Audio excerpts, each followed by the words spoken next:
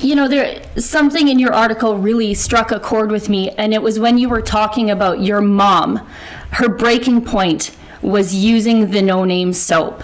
And I've spoken to other women that are very close to me, and they have a similar experience. It's so funny.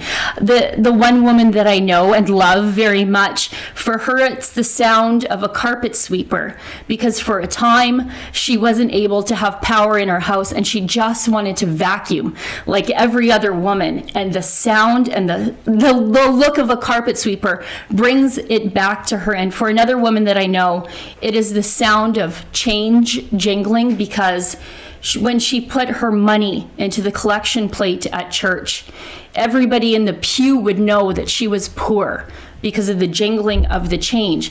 And that really struck a chord with me, because it's not just about a job. It's about dignity for these families who have never taken anything. Yes, that's exactly right. And so for my family, my sisters were born in the early 80s. They were triplets. I was born first. Mom and Dad tried for a boy, and we wound up with 4 girls. And so my parents wound up with 4 kids under the age of 4, early 80s. And just at that exact time is when Pierre Elliott Trudeau, the Prime Minister at the time, nuked the oil patch. And so suddenly my dad, who worked for Schlumberger at the time, all around that era, had no job to go back to. He had come back here home to BC for when my sisters were born, but then when he turned around to pick up that big paycheck again, to go back to the oil patch and really earn that money, it wasn't there. And so the only thing that got us through was my mom working graveyard shifts at the local hospital as an emergency room nurse. A lot of my early childhood memories are of her sleeping on the couch because she'd been working all night while we were in bed. And yeah, it was the no-name soap. She just had it. And I can still remember what it smelled like, because she brought it home in these big bags, these big plastic bags, and all 12 bars were stuck together and you had to break them apart.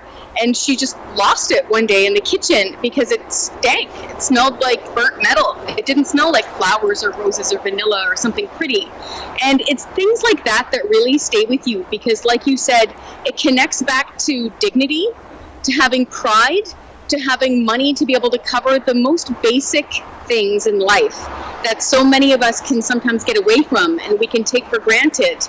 And for me as a little kid, the reason why I put that in the article, I remember the sound of the box thumping onto our porch up in the woods where we lived. And I went running outside. I was a little kid, and there's this big cardboard box there, and it was full of like donated stuff. There was like an old set of roller skates that you needed to strap to your shoes, and there was a doll in there. And I remember there were a pair of kind of pinkish, grayish used gumboots.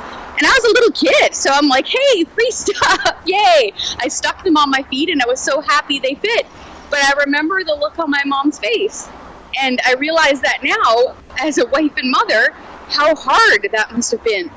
And so I really wanted to reach out to those families, those oil sands families, those oil patch families, the families who are in trucking right now, who in some cases have bought new trucks, pickups to be able to do this job.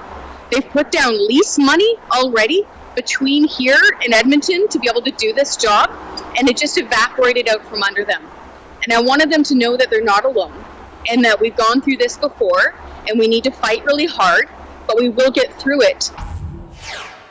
That's an excerpt from my daily show, the Ezra Levant Show, weekdays at 8 p.m. Eastern. Every day I do a monologue, interview a guest, and read my fan mail and my hate mail. To subscribe, go to therebel.media/shows.